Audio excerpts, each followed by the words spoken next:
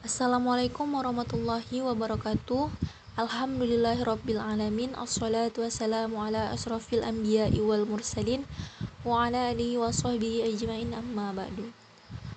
Puji syukur kehadirat Allah Subhanahu wa taala yang mana pada hari ini kita dapat melaksanakan kuliah seperti biasanya dalam keadaan sehat walafiat insyaallah, walaupun melalui daring ataupun online.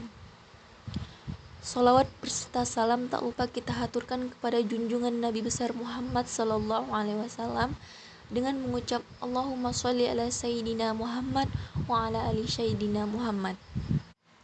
Baiklah, kami dari kelompok 7 akan mempresentasikan hasil review jurnal yang berjudul Tafsir Abu Hayyan.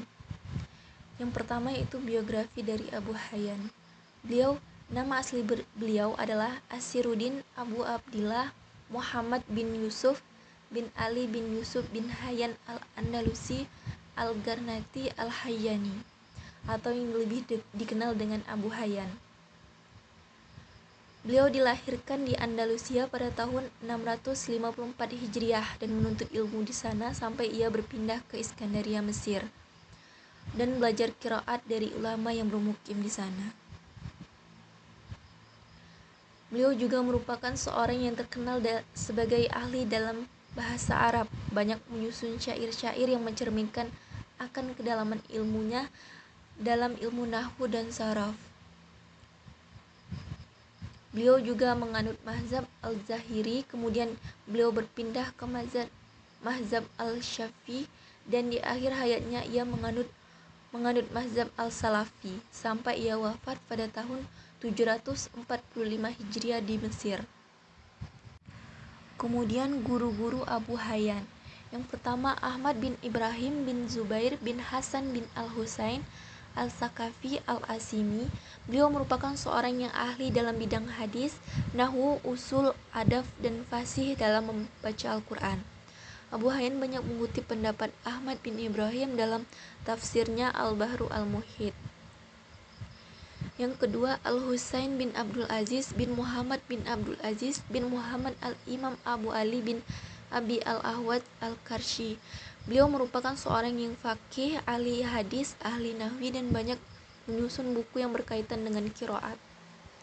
Yang ketiga Ali bin Muhammad bin Abdul Rahim Al-Kashni Al-Abshi Abu Al-Hasan.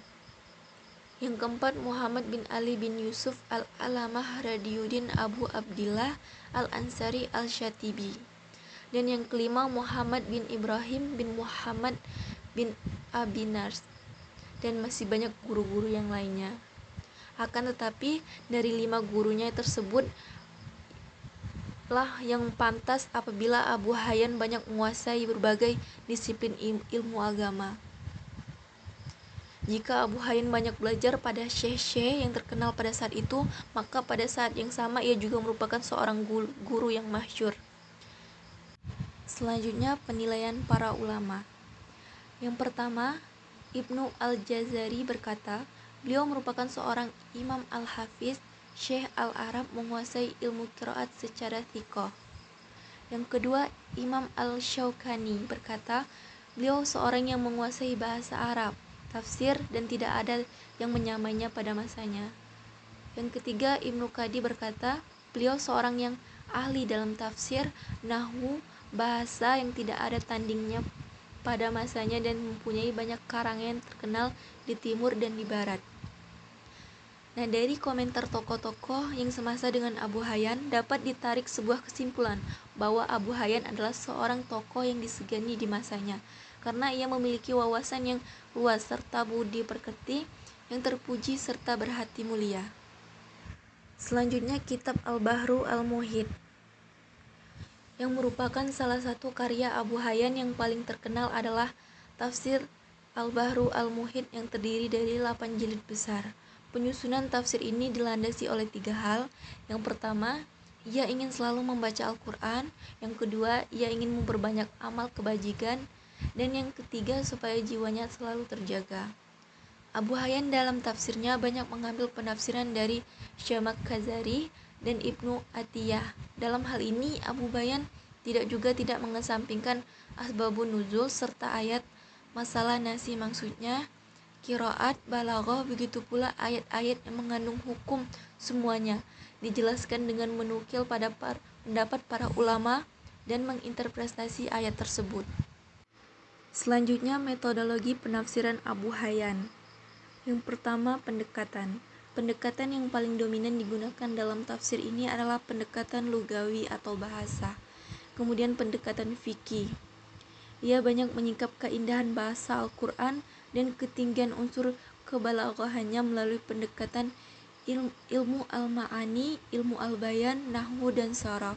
Ia berpendapat bahwa untuk menyingkap kandungan Al-Quran, maka yang paling kita kuasai adalah ilmu bahasa Arab dan berbagai macam cabangnya. Sementara dalam menggunakan pendekatan fikih, Abu Hayyan ketika menafsirkan ayat-ayat hukum, beliau menyebutkan pendapat sahabat dan tabi'in. Begitu pula beliau menukil pendapat dari imam mazhab yang 4, Abu Hanifah, Malik, Syafi'i, dan Ahmad. Akan tetapi karena pada saat itu di Andalusia banyak menganut mazhab Maliki, sehingga dalam mengistimbatkan hukum ia banyak berpedoman pada mazhab Maliki. Namun setelah ia meninggalkan Andalusia, ia berpindah ke mazhab Al-Zahiri. Sedangkan dalam bidang tasawuf, Abu Hayyan sama sekali tidak mau mengangkat persoalan ini sebagai pembahasan dalam tafsirnya. Yang kedua, pengumpulan data. Dalam pengumpulan data, Abu Hayyan banyak menggunakan metode riwayah, yang dalam hal ini adalah Al-Quran dan hadis-hadis Nabi, sehingga tafsir ini masuk ke dalam kategori tafsir bil ma'sur. Abu Hayyan menyebut hadis yang betul-betul dari Nabi ataupun dari sahabat dan tabi'in yang thiqah. Akan tetapi beliau tidak mengutip secara lengkap sanad hadis yang dimaksud. Begitu pula beliau tidak menyebutkan dari mana sumber hadis tersebut. Malah pada sebagian tempat ia tidak menyebutkan rawi hadis, sehingga besar kemungkinan ada beberapa hadis dhaif yang dipakai dalam menafsirkan ayat. Yang ketiga, analisis. Dalam menganalisis sebuah ayat, penulis memilah suatu ayat menjadi beberapa bagian. Misalnya ketika menafsirkan Malik Yaumiddin, dipilah menjadi 3 bagian. Yaum, Malik, Yaudin. Kemudian setiap kata tersebut ditafsirkan sendiri. Setelah penafsiran kata per kata dalam sebuah ayat sudah lengkap, Abu Hayyan kemudian menjelaskan makna ayat yang terlebih dahulu, menyebutkan asbabun nuzulnya, i'rabnya, qiraatnya. Akan tetapi terkadang juga ia mengelompokkan beberapa ayat dalam satu kelompok, kemudian dijelaskan ayat-ayat tersebut dengan tetap mengutamakan aspek kebahasaan. Yang keempat, interpretasi.